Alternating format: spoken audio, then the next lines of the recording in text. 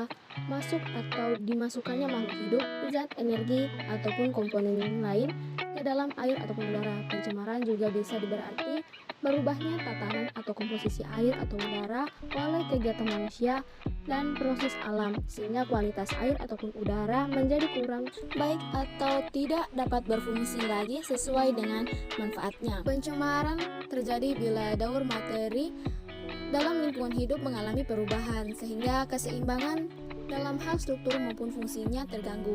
Ketidakseimbangan struktur dan fungsi daur materi terjadi karena proses alam atau juga karena perbuatan manusia, termasuk pencemaran air.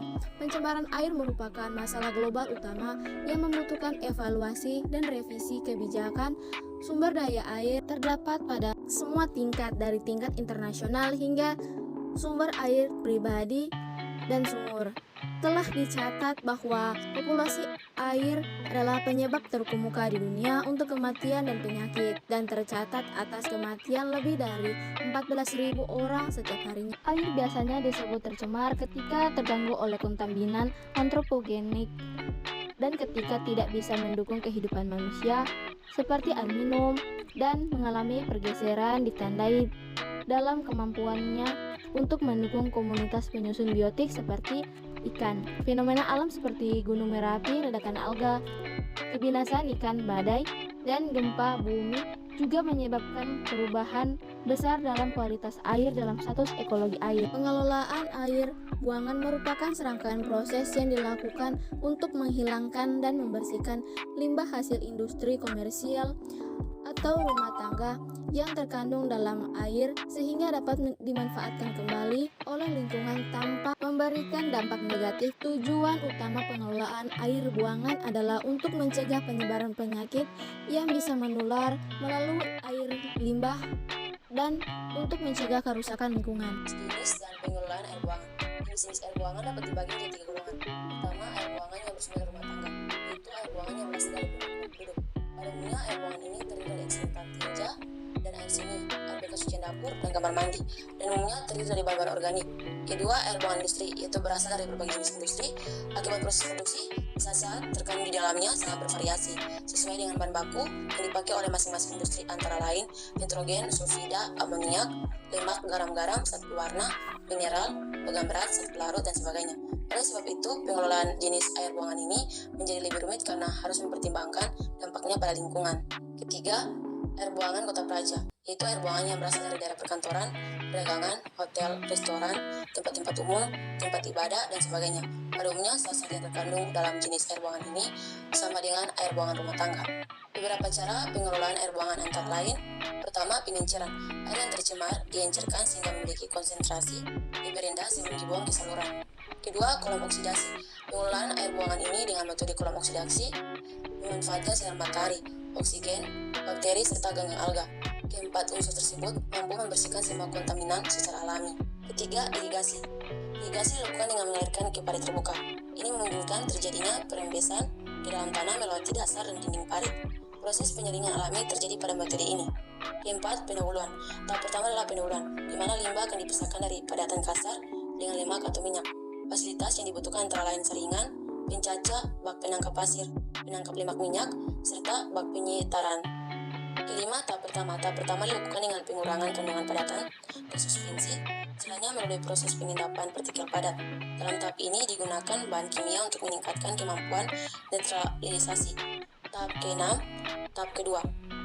Tahap mekanisme oksidasi biologis, tujuannya mengurangi zat organik. Dalam hal ini diperhitungkan kuantitas limbah cair, kemampuan pengurangan zat organik, sehingga lahan yang tersedia didukung sarana berupa saringan tetes, kolam stabilisasi, dan unit lumpur aktif.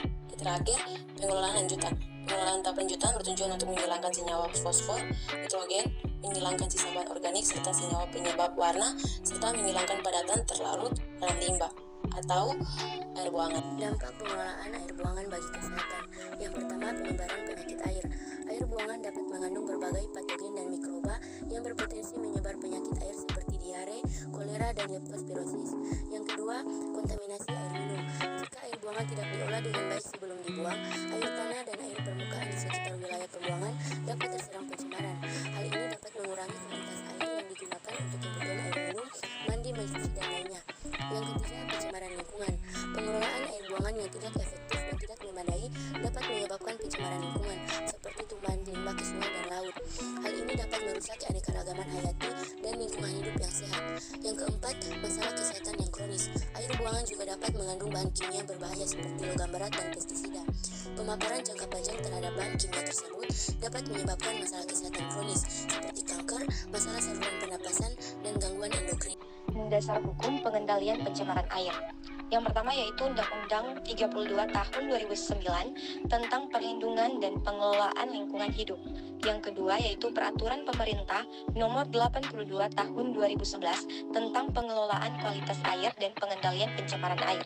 Yang ketiga yaitu Peraturan Menteri LH Nomor 1 tahun 2010 tentang tata laksana pengendalian pencemaran air. Yang keempat yaitu Permen LH nomor 5 tahun 2014 tentang buku mutu air limbah. Yang keenam yaitu Permen LHK nomor 68 tahun 2016 tentang buku mutu air limbah domestik. Dan yang terakhir yaitu Perda Provinsi tentang pengendalian pencemaran air dan buku mutu air limbah.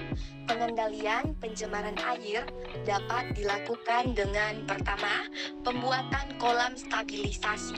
Dalam kolam stabilisasi, air limbah diolah secara alamiah untuk menetralisasi zat-zat pencemar sebelum air limbah dialirkan ke sungai. Kolam stabilisasi ini dapat digunakan oleh semua kalangan karena mudah memilikinya dan murah harganya. Yang kedua, dengan IPAL atau instalasi pengolahan air limbah. Pengolahan air limbah ini menggunakan alat-alat khusus. Pengolahan ini dilakukan melalui 3 tahapan, yaitu primary treatment atau pengolahan pertama, kemudian secondary treatment atau pengolahan kedua, dan tertiary treatment atau pengolahan lanjutan. Nah, pengendalian pencemaran air dapat dilakukan juga dengan cara limbah-limbah industri sebelum dibuang ke sungai harus dinetralkan dahulu sehingga tidak lagi mengandung unsur-unsur yang mencemari perairan. Kemudian dengan melarang membuang sampah ke sungai, sampah harus dibuang di tempat-tempat yang telah ditentukan dan mengurangi penggunaan pestisida dalam membasmi hama tanaman. Dan terakhir, dengan melakukan pemberdayaan masyarakat. Pemberdayaan masyarakat merupakan strategi pengendalian.